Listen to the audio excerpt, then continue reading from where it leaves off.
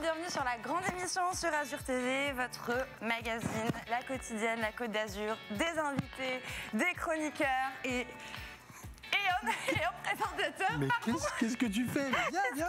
Qu'est-ce qui se passe? Ça y est, tu prends les rênes de l'émission, ça y est. J'ai décidé de présenter cette super émission qui arrive tout de suite maintenant, il me semble. Bah écoute, tu connais le programme, tu nous donnes le sommaire et tout? Non, je récupère les rênes. Tu peux récupérer. Je récupère les rênes, il va se passer plein de choses aujourd'hui. On reçoit une légende, je pèse mes mots, on va parler cuisine, bien sûr. Invité, chroniqueur, reportage, on est prêt. En tout cas, elle est au taquet. Installez-vous et la grande émission de Mag. Après, on termine là-bas, tu vois. Ça commence juste après. Maintenant. Juste après maintenant.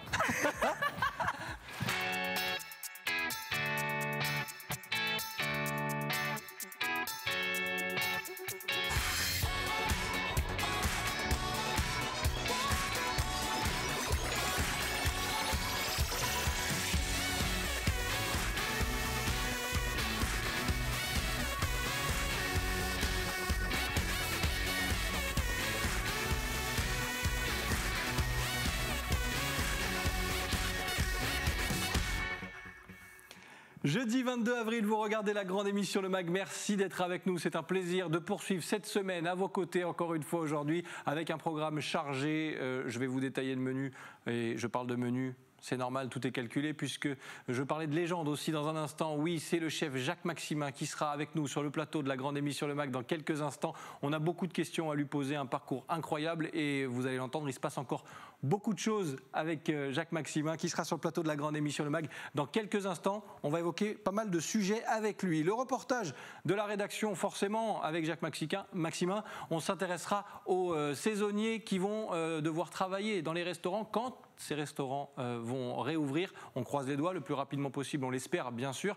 Mais vous allez voir, c'est pas toujours aussi simple de préparer cette saison d'été dans les conditions sanitaires qu'on connaît. Le reportage de la rédaction à suivre dans quelques minutes. Et puis, dans la deuxième partie de cette émission, on sera connecté avec un magicien, Patrick Torres, qui va lui nous parler d'un événement qui arrive, événement digital, parce que là aussi, on s'adapte. Vous découvrirez tout ça avec lui, mais on finira avec un peu de magie aussi, grâce à Patrick qui sera connecté à ce plateau dans quelques minutes. Elle a joué à l'animatrice sur les premières secondes de l'émission et ça s'est très bien passé. Comment ça va, Eléa? Ça va super bien. Ouais. Mais tu fais un sacré métier et tu as un sacré talent parce qu'en 5 secondes, je suis très stressée et j'ai pas du tout réussi. Mais non, c'est une question d'habitude, tu sais. Oui, bien sûr, évidemment. Bon, ça va bien se passer aujourd'hui parce qu'on a un invité exceptionnel. Tout à fait. Et on va partager un très bon moment avec lui. C'est Jacques Maximin, notre invité du jour. Soyez le bienvenu. Merci Jacques d'être avec nous sur ce plateau. Bonjour, bonjour. Comment ça va? Ça va bien? Ouais. Bon, on est très heureux de vous avoir, on est très fiers aussi de vous avoir parce que, je le disais et je l'évoquais, c'est une carrière incroyable que celle de Jacques Maximin avec un parcours exceptionnel. Et j'évoquais aussi le fait que ça continue parce que c'est loin de s'arrêter et je pense qu'on l'évoquera ensemble, ça ne s'arrêtera jamais. Jacques Maximin, comment vous vivez la situation actuelle avec tout ce qu'on connaît? On en parle régulièrement à longueur d'émission. Vous êtes un chef, vous connaissez un grand nombre de restaurateurs. Comment ça se passe en ce moment? Ça se passe pas très bien, hein, naturellement. Moi, j'ai un peu... Comme je suis maintenant dans l'enseignement, l'enseignement, la formation, on va dire, professionnelle, je suis toujours en contact avec les restaurateurs. Moi, j'ai vendu mon dernier restaurant il y a 5 ans, je crois. Et, bon, je suis passé à travers les gouttes, comme on dit. Hein. Oui, c'est ça. Mais la situation, je ne la vois pas se régler d'un coup de baguette magique, parce que, bon, la ouverture pour les terrasses, c'est une chose, très bien, mais qu'est-ce qui se passe pour les gens qui n'ont pas de terrasse? Le problème est là. Et puis, l'avenir... peut-être le passeport sanitaire. De toute façon, tant que, à mon avis, hein, tant que tout le monde n'est pas vacciné, je crois qu'on va être devant un mur, il y aura toujours des revendications, il y aura toujours des arrêts. Je crois que là, à aujourd'hui, pour sauver la restauration, il faut vraiment que tout le monde y mette du sien, quoi. À commencer par les restaurateurs, qui sont de bonnes compositions, parce ils répondent à tout. Bon, eux, aujourd'hui, ils sont dans une impasse, mais l'impasse, encore heureux qu'ils aient pour l'instant des aides de l'État, mais un jour, ça va se finir. Donc, il est temps. moi, je préconise de tout réouvrir, parce que, bon, les terrasses, c'est très subjectif. Ça veut dire que si tu n'as pas de terrasse, tu fermes. Bien sûr. Bon, ouais. Alors qu'on peut tout réouvrir avec des conditions particulières pour chacun. Bien sûr. Bon, on espère en tout cas que la situation va redevenir presque normale très vite, on va dire ça comme ça. Un mot aussi sur la Côte d'Azur, qui est devenue un sacré terrain de jeu pour vous aussi, et c'est une belle histoire cette Côte d'Azur. Ah bah oui, c'est une belle histoire, parce que moi, mon parcours azurien, je sais pas que c'est un exemple, mais bon, j'ai des heures de vol derrière. Il y a des heures de, il y a des heures de fourneau extraordinaires. Bon, des moments fabuleux que j'ai vécu. Et je suis. Le paradoxe, c'est que moi, j'ai vécu un moment où la Côte d'Azur était le parent pauvre de la cuisine française. Donc, des personnages comme Louis Houtier à l'Oasis à l'Impoule, Roger Verger au Moulin de Mougins, Jo Rostand la Bonne Auberge, sont arrivés, ont donné un bon coup de fouet pour remettre tout ça sur les bons rails. Et puis moi, je suis arrivé du fin fond du Nord, mais enfin bon, j'avais fait une incursion à Monaco en 65. Et puis... à l'étranger, quoi. J'ai suivi le mouvement, quoi. Bien sûr. Mais disons que, paradoxalement, ce sont tous les étrangers, comme nous, comme moi, qui avons engendré la nouvelle mouvance culinaire de Nice. Voilà. Bon, il s'en est passé des choses depuis, oui. Et on parlera aussi de l'évolution de ce métier. On parle d'un sacré personnage, Eléa, que tu as découvert aussi, toi, par le biais de cette émission, mais c'est assez incroyable. Je suis assez intimidée. Oui, mais c'est vrai, je te vois, je t'ai jamais vu aussi timide. C'est vrai, d'habitude, elle pétille, elle est dans tous les sens, et là, elle écoute, on dirait une élève à l'école. Tout à fait. C'est un peu ça, hein. Oui, parce que je pense qu'une élève à l'école, comme vous l'avez dit tout à l'heure par rapport à la formation, je pense que vous avez beaucoup à apprendre de votre parcours, et oui, je suis très impressionnée. Ben, c'est vrai qu'on parle d'école parce qu'on va évoquer l'école du CAS, c'est l'actualité aussi parce que c'est votre quotidien presque, mais ça fait partie de votre métier, la formation. On parle souvent de transmettre son savoir-faire, on parle de partage en cuisine. C'est exactement ce que vous êtes en train de faire à l'école du CAS. Oui, de toute façon, en fin de compte, quand Alain Ducasse m'a appelé en me disant bon, j'ai besoin d'un coup de main dans cette gigantesque cuisine, école de cuisine qui fait 5000 m², qui a été repris par Sommet Éducation, un groupe suisse. D'accord. Voilà, c'est ça. Bon, j'ai dit oui. J'ai dit oui, pourquoi ? Parce que moi, la transmission, je la fais depuis toujours. Donc, en fin de compte, je ne suis pas du tout dépaysé. Je ne suis pas comme un poisson dans l'eau non plus, parce que vous savez que les gamins sont très affûtés. Ils sont dans quel état d'esprit ? Cette génération, elle est comment ? Ils sont dans l'attente. Dans l'attente d'une découverte. C'est-à-dire que moi, quand j'interviens dans un masterclass, par exemple, ils m'attendent au virage. Hein. Ils attendent de voir qu'est-ce que je vais sortir, qu'est-ce que je vais leur faire voir. Je vais vous raconter une anecdote. Je fais un plat. Donc je fais souvent, quand je fais un masterclass par exemple le lundi, bon je fais un truc très tendance, et le lendemain, souvent les gamins me demandent de leur faire un truc, une recette, je veux dire, qui n'auront plus l'occasion de regarder, de voir. Mais là, de la réalisation, ça ne les intéresse pas. Vous savez ce qu'ils me disent ? À la fin de la recette, ils sortent leur appareil photo et il faut que ça soit instagrammable. Alors, blum. Alors, ça, si vous voulez, c'est quelque chose que j'ai découvert. Parce que, pour moi, si vous voulez, la cuisine, je comprends que le dressage, la mise en scène d'un plat a son importance. Ça a toujours été. Bon. Mais maintenant, on est quand même dans l'esthétique, dans le floral, beaucoup plus que le goût. Alors que moi, ma théorie, c'est quand c'est bon, il n'y a pas meilleur. C'est vrai. Mais ça fait partie des évolutions, parce que je voulais qu'on évoque l'évolution de ce métier aussi. Ça fait partie des évolutions que vous avez vues année après année. Totalement. Totalement. Mais attention, tous ces jeunes, cette jeunesse qui aspire, un peu vite d'ailleurs, d'accéder à l'excellence rapidement, ils ont tendance à prendre des circuits courts. de prendre des raccourcis. Alors, moi, je suis là un petit peu, des fois, pour les piquer, pour les remettre dans le droit chemin. Parce que c'est pas normal. On peut pas avoir le parcours. Moi, je demande pas à un gamin avec qui je discute, je lui dis, si je lui raconte mon parcours, il baisse les bras, il s'en va en courant. Bon, mais je veux dire par là, c'est qu'il y a des règles dans ce métier-là.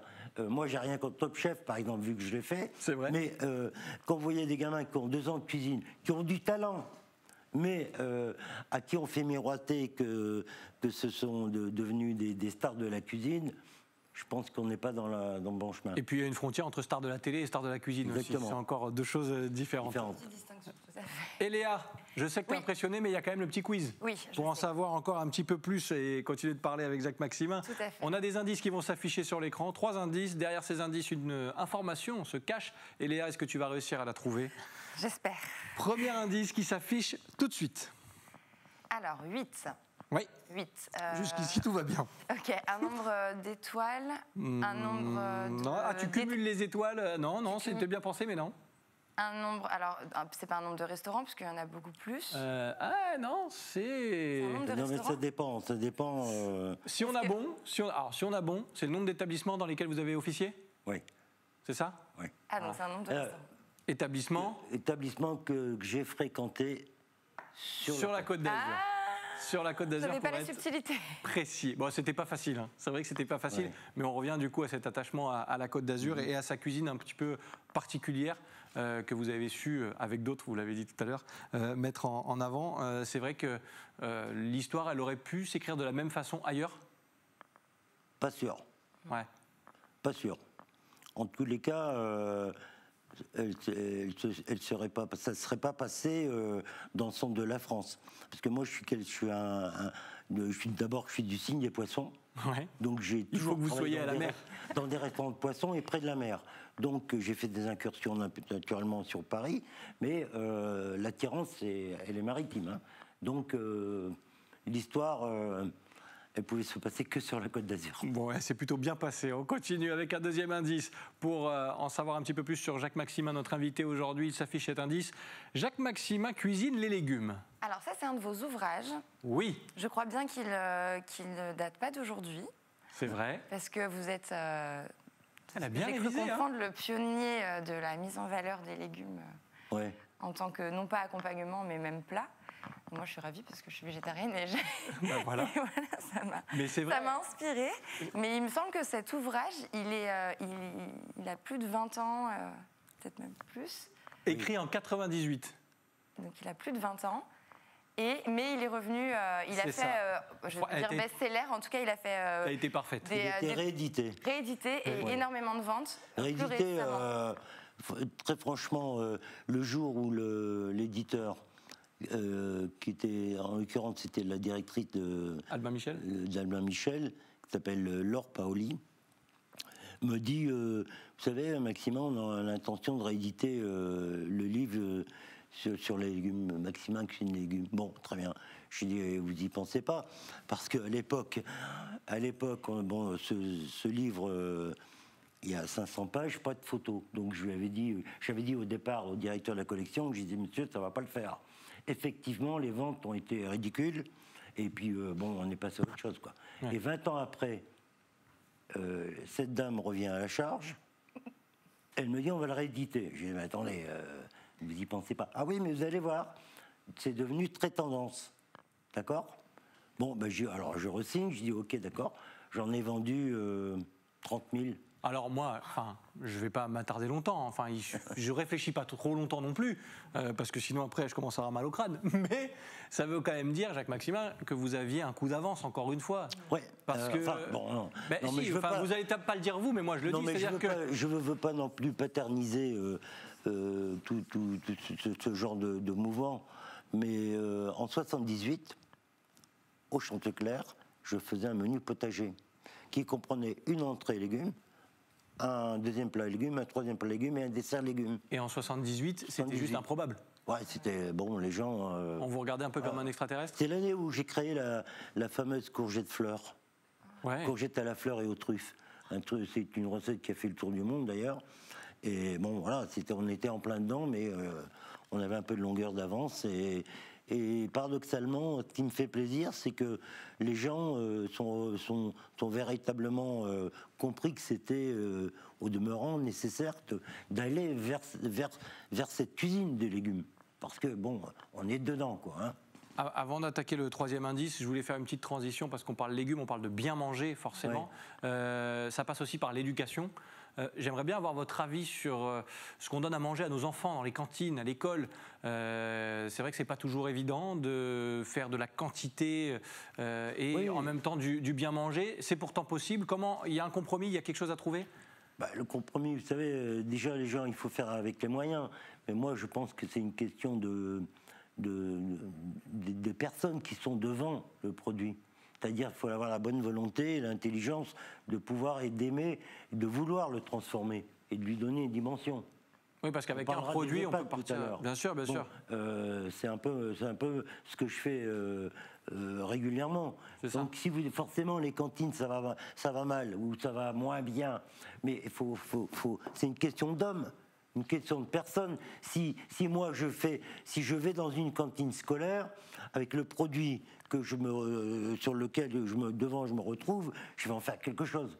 Parce que je vais avoir envie de le faire. Tout dépend de l'homme ou de la femme qui se retrouve derrière le produit. Je vais avoir envie de faire plaisir. Bon, tout est là. Je viens pas là pour que je travaille. Je vais pas travailler dans une cantine comme si j'allais à l'usine. Je vais y aller pour faire plaisir à ceux qui vont déguster. Voilà, c'est ça. Donc c'est une question d'envie, une question de personne. C'est tout. Après les moyens, bon, forcément. Bien sûr, on peut les discuter. On peut faire de la très bonne cuisine avec des petits moyens. Bon, le message est passé en tout cas. Dernier indice pour toi, Eléa. Très bien sur le bouquin, tu avais bien révisé. Hein. Dernier indice, on va parler d'actu. On vient de l'évoquer à demi-mot maintenant. Ça va s'afficher tout de suite. EHPAD. Oui. Alors justement, alors, de ce que j'ai compris, vous accompagnez les cuisiniers dans les EHPAD pour transmettre votre passion. Pas que la passion. et votre technique, certainement. Et d'ailleurs, je rebondis juste sur ça, sur votre Instagram. J'ai vu que la dernière photo, qu'il y avait un très joli plat qui a été fait à l'EHPAD d'Antibes. Hier. Voilà. Au jardin de Saint-Paul. Et là, c'est l'actualité parce que vous êtes partout et le savoir-faire, vous le transmettez partout. Et dans ces EHPAD aussi, il y avait besoin d'un nouvel élan, j'allais dire. Totalement. Non, mais de toute façon, moi, j'ai rencontré Paul Bensadoun, qui est le patron, le propriétaire du groupe Senectis. Oui. Donc, qui a 7 ou 8 établissements. Donc un jour, à la suite de cette rencontre, je le connaissais depuis longtemps d'ailleurs, il m'a dit viens me donner un coup de main. J'ai dit comment me donner un coup de main en formant les cuisiniers, parce que j'ai envie d'améliorer la qualité de la cuisine de mes établissements. Bon, très bien. J'y suis allé, bon, j'étais pas tout à fait convaincu, mais enfin... Pas convaincu, mais... Enfin, on l'a fait courte, mais vous avez mis 13 ans à le faire. Parce qu'il y a eu une première rencontre il y a 13 ans. Parce que j'ai rencontré à la clinique Saint-Jean. Voilà. Et 13 ans après, j'ai dit, bon, ok, j'y vais. Et alors, j'ai rencontré d'anciens clients à moi au moment du déjeuner. Et là, ça m'a séduit. Et c'est pas que ça m'a fait de la peine, je me dis, tiens, c'est le moment d'y aller, c'est le moment de rendre service. Et... En plus, l'établissement est une véritable merveille. À la fois les moyens sont importants, la qualité des produits est importante, le personnel est d'une rigueur exceptionnelle. Je dis bon, j'y vais. Voilà. Donc, c'est quoi qu'est-ce que je fais dans un EHPAD? Je prends le menu du jour. J'arrive pas avec mon livre de cuisine, ma valise de couteau. Et vous vous adaptez à ce qu'on vous donne. Je prends le menu du jour avec le produit du jour et je démontre aux cuisiniers présents, par groupe de 5 ou de 6, ce qu'on peut faire avec le produit. C'est-à-dire que, bon, souvent, on a affaire à des cuisiniers, du personnel en cuisine, qui, pour certains, c'est une reconversion. On est passé du privé d'un restaurant à un établissement de santé et médicalisé. Et on se dit, bon, qu'est-ce qu'ils foutent là? Bon, ok, alors, il a abandonné un peu le métier. Il a décroché un peu, et moi je suis là pour lui donner une piqûre de rappel. Et tout le monde est gagnant. Attends, c'est pas parce que ça n'est pas qu'on doit mal manger. On doit se laisser aller, bien sûr. Et alors là, c'est là que j'interviens. J'interviens dans tous les plats du jour proposés. Voilà. Et voilà comment ça se passe avec Jacques Maximin dans les EHPAD d'Antibes notamment. Merci Jacques encore d'être avec nous sur ce plateau. On va continuer à parler restaurateur avec le reportage de la rédaction. On reviendra en plateau juste après. Oui, on prépare la saison d'été. On croise les doigts pour qu'elle soit a priori pas trop loin d'être normale pour les restaurateurs. Mais trouver des saisonniers, ça se prépare. Ça se complique aussi avec la situation. Regardez ce sujet de la rédaction d'Azur TV. On parle de la mi-mai, mais rien n'est encore officiel pour la réouverture. Mais en attendant, les restaurateurs ne peuvent pas perdre de temps et recrutent leur personnel pour l'été. Il faut mettre les bouchées doubles et ce n'est pas si simple. Il y a beaucoup de gens qui sont partis à l'étranger, beaucoup de notre staff qui sont partis à l'étranger parce qu'on a été fermé pendant plus de 8 mois. La deuxième phase, c'est que Monaco réouvre avant nous. Du coup, on a beaucoup aussi de staff qui partent bosser sur Monaco. Un avant et un après Covid, des mois sans travailler, se remettre dans le bain peut être compliqué. Là où l'année dernière, il nous faisait 4 ou 5 collaborateurs, là on apprend 7-8, justement pour pallier à ces problèmes d'être resté pendant 8 mois au chômage partiel. Et le retour à la réalité, il est quand même compliqué. Ça fait peur aussi de retravailler d'un coup. Il y a une qualité de vie qui a été prise pour tout le monde, moi y compris. Mais bon, notre corps de métier, c'est quand même de travailler midi et soir pour satisfaire la clientèle. Aujourd'hui, je pense qu'il y aura un avant et un après Covid. On est en train justement, là, sur les équipes que j'ai, les établissements qu'on va avoir, de surstaffer un petit peu pour essayer de redonner une qualité de vie des soirées ou des matinées qu'on ne donnait pas avant. Pour d'autres, la tâche semble plus facile, notamment dans l'hôtellerie et du côté des plagistes niçois. Les embauches se font normalement. À titre personnel, sur notre établissement, le temps d'un été, nous venons de recruter 35 personnes. Donc les embauches se font, les gens sont là, déterminés, ont envie. C'est comme tout, c'est pas depuis hier matin, il y a des gens qui ont envie de travailler, il y en a qui n'ont pas envie de travailler. On a toujours connu ça. Avec le Covid, il y en a qui ont eu moins envie de travailler, mais il y en a d'autres qui ont encore plus envie de travailler. Ceux qui ont moins envie de travailler, ils resteront chez eux, sur le carreau. Par contre, ceux qui ont envie de travailler, aujourd'hui, sont les bienvenus. Et croyez-moi, ils retroussent leurs manches et ils n'attendent que ça. Les professionnels du tourisme sont désormais pendus aux décisions gouvernementales. Pour eux, il n'y a plus de temps à perdre. Merci à Marie Justo de la rédaction d'Azur TV, emmenée par l'excellent Nicolas Gadup que vous retrouvez tous les soirs aux côtés d'Éric Revel à partir de 18h30 pour le Grand Direct, l'info sur Azur TV. Nous, on est de retour sur le plateau de la grande émission Le Mag avec notre invité Jacques Maximin, que je remercie encore une fois d'avoir passé ce moment avec nous. Il nous reste encore quelques minutes, donc on va aller jusqu'au bout. Notre connexion du jour va être reportée puisque Patrick, notre ami magicien, nous fera un petit tour de magie pour faire réapparaître la connexion très bientôt. Mais on a des petits soucis techniques pour rester connecté avec lui. Mais on continue avec Eléa de discuter avec Jacques Maximin parce qu'on parle passion, on parle cuisine, on a évoqué plein de sujets ensemble. On a parlé un peu de la télévision aussi tout à l'heure. Alors, vous y avez participé puisque vous avez récemment participé à Top Chef, vous l'avez dit. Ce genre de coup de projecteur sur les métiers de la cuisine, ils sont de plus en plus réguliers, hein, c'est rentré maintenant dans les mœurs. Oui. C'est une bonne chose parce que c'est vrai que le chef, par définition, il y a quelques années, c'est pas à vous que je vais l'apprendre, il avait du mal à sortir de sa cuisine. Oui, Paul Bocuse a fait ressortir les cuisiniers de leur cuisine, de leur fourneau. Bon, tout le monde s'est remis au pas il y a quoi? Il y a 35 ans, 40 ans. Bon, maintenant, la cuisine est devenue une passion et une mode, un loisir également. Et puis au demeurant, c'est la petite étoile qui brille pour tous ces jeunes en disant qui ne rêvent pas de devenir Robuchon, Ducasse, Trois Gros, etc. Donc ça fait briller quelque part tous ces gamins. Maintenant, ça a du bon. Les émissions de cuisine ont du bon. Ouais. Ont du bon parce qu'en fin de compte, ça rejaillit sur le métier de cuisinier. D'accord ? Sauf que, bon... c'est pas la vraie vie non plus. Parfois, le retour...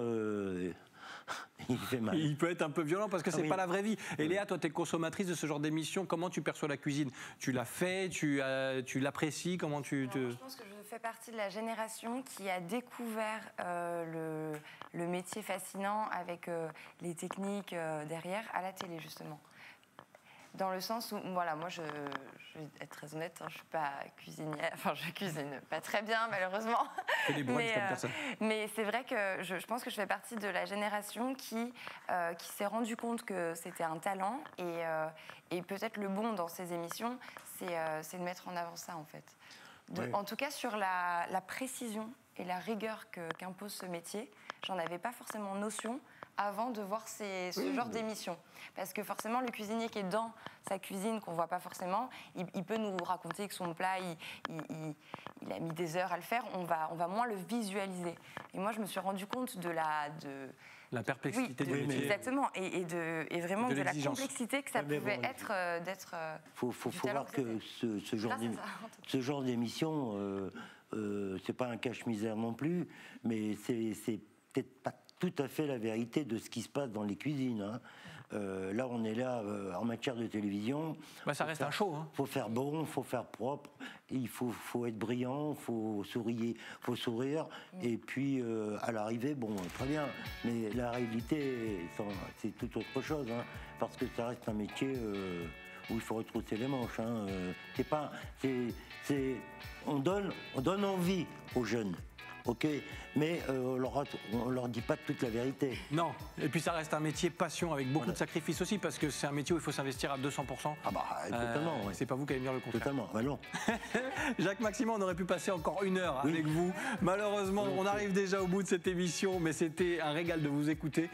Merci d'avoir partagé ce moment avec nous, c'était un vrai plaisir. Et on espère à très bientôt. On vous garde un peu sur la Côte d'Azur. Hein. Ouais, ne partez pas trop loin. Pas de problème. Oui, bon, ça va, pas de problème. Merci à vous. Hein. Avec grand plaisir. Et là, on va découvrir ensemble aussi le dessin de Rémi Molinari, notre caricaturiste, qui réagit à l'actualité. Qu'est-ce qu'il a fait réagir aujourd'hui? Ah bah oui, pour avoir commis des incivilités contre des policiers à Viry-Châtillon, la Cour vous acquitte très sévèrement. Voilà, il réagit avec son œil de caricaturiste. Rémi Molinari à l'actualité. Oui, parfois il y a des sujets qui piquent un peu, mais il les traite toujours avec humour et au 3e, 4e degré. Merci à notre Rémi Molinari. Merci Léa, à très vite. Merci à vous. Avec grand plaisir. Très bientôt. Bien sûr, Jacques Maximin, merci encore. Merci. Et à très bientôt. Merci à vous de nous avoir suivis. On est là encore demain, on finit la semaine avec vous. La grande émission Le Mag, c'est du lundi au vendredi à partir de 18h. Passez un agréable moment sur les antennes d'Azur TV. Et à demain, bye bye.